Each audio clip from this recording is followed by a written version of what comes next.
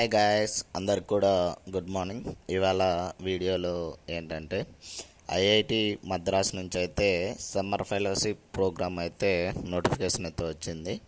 So దీనికి ఎలా apply చేయాలి, స్టే ఫండ్ ఎంత ఇస్తారు, ఎన్ని రోజులు ఉంటుంది ఏంటనేది అయితే మనమైతే ఇప్పుడు ఈ వీడియోలో అయితే చూద్దాం guys. So summer fellowship program 2025. So ఎక్కడి నుంచి అంటే Indian Institute of Technology Madras.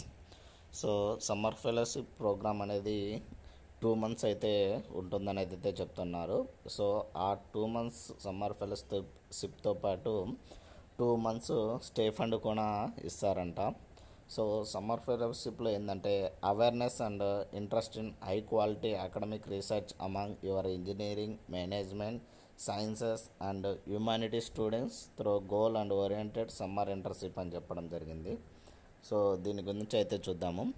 So eligibility విషయానికి వచ్చేసరికి క్యాండిడేట్స్ ఎవరైతే అండర్ గ్రాడ్యుయేషన్ 3rd year చదువుతుంటారో, అంటే బీఈ కానీ, బీటెక్ కానీ, బీఎస్సీ ఇంజనీరింగ్ కానీ, లేదా 3rd year లేదా 4th year integrated dual degree master program చదువుతుంటారో వాళ్ళకి కానీ, లేదా ఎవరైతే ఫస్ట్ ఇయర్ ఎంఎస్సి కానీ, ఎంఏ కానీ, ఎంబీఏ కానీ చదువుతుంటారో సో వాళ్ళైతే దీనికైతే ఎలిజిబిలిటీ అయితేనే చెప్తున్నారు. సో ఇంకొచ్చేసరికి ఎవరైతే ఆల్రెడీ ఐఐటి స్టూడెంట్స్ అయితే ఉంటారో వాళ్ళైతే దీనికి ఎలిజిబిలిటీ అయితే కాదని అయితే చెప్తున్నారు.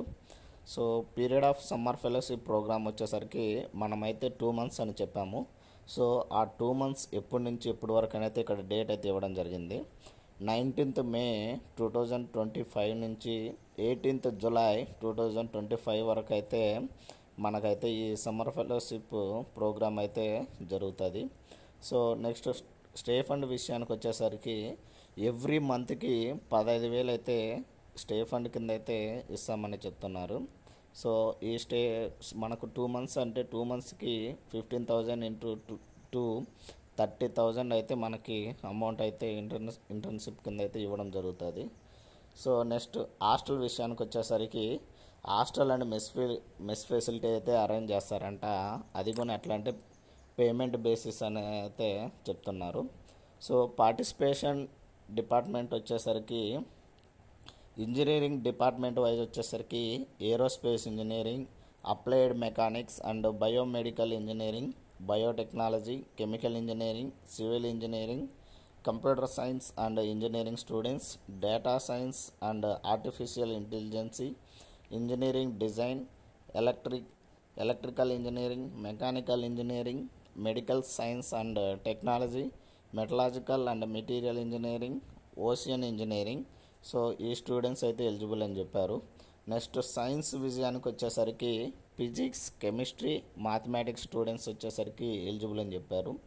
ఇంకా వచ్చేసరికి humanities and social science students and management students వాళ్ళకి వీళ్ళైతే ఎలిజిబిలిటీ అయితే అని చెప్తున్నారు. సో మనం ఇది వచ్చేసరికి ఆన్లైన్ ద్వారా అయితే అప్లై చేసుకోవాలి. సో ఇది ఇవాళ వీడియోలో గైస్. సో ఇలాంటి మరిన్ని వీడియోస్ కోసం please like, share and subscribe చేసుకోండి గైస్. Thank you.